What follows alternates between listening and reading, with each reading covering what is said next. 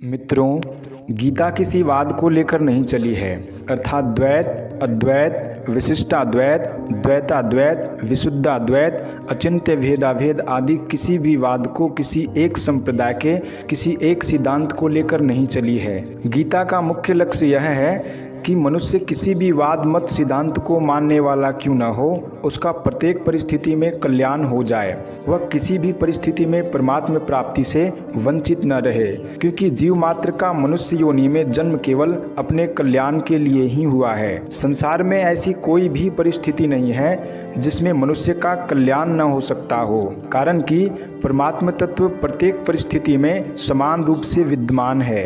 अतः साधक के सामने कोई भी और कैसी भी परिस्थिति आए, उसका केवल सदुपयोग करना है। सदुपयोग करने का अर्थ है दुखदायी परिस्थिति आने पर सुख की इच्छा का त्याग करना और सुखदायी परिस्थिति आने पर सुख भोग का तथा वह बनी रहे ऐसी इच्छा का त्याग करना और उसको दूसरों की सेवा में लगाना। इस प्रकार सदुपयोग करने से मनुष्य दुखदायी और सुखदायी दोनों परिस्थितियों से ऊंचा उठ जाता है, अर्थात उसका कल्याण हो जाता है। सृष्टि से पूर्व परमात्मा में मैं एक ही अनेक रूपों में हो जाऊं, ऐसा संकल्प हुआ।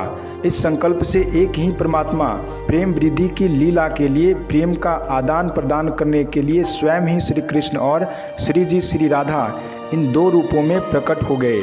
उन दोनों ने परस्पर लीला करने के लिए एक खेल रचा।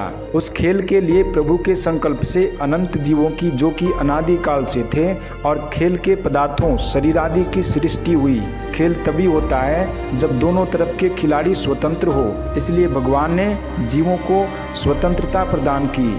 उस खेल में श्री जी का तो केवल भगवान की तरफ ही आकर्षण रहा, खेल में उनसे भूल नहीं हुई। अतः श्री जी और भगवान में प्रेम वृद्धि की लीला हुई, परंतु दूसरे जितने जीव थे उन सब ने भूल से संयोगजन्य सुख के लिए खेल के पदार्थों, उत्पत्ति विनाशशील प्रकृतिजन्य पदार्थों के साथ अपना संबंध मान लिया, जिससे वे जन्म मरण के चक्कर में पड़ गए। खेल के पदार्थ केवल खेलने के लिए ही होते हैं, किसी के व्यक्तिगत नहीं होते, परंतु वे जीव खेल खेलना तो भूल गए और मिली हुई स्वतंत्रता का दुरुपयोग करके खेल के पदार्थों अर्थात शरीर आदि को व्यक्तिगत मानने लग गए। इसलिए वे उन पदार्थों में फंस गए और भगवान से सर्वथा विमुख हो गए।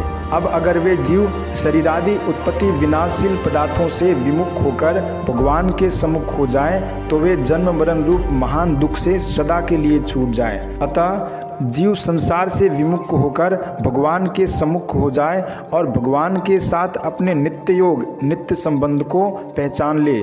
इसी के लिए भगवद गीता का अवतार हुआ है।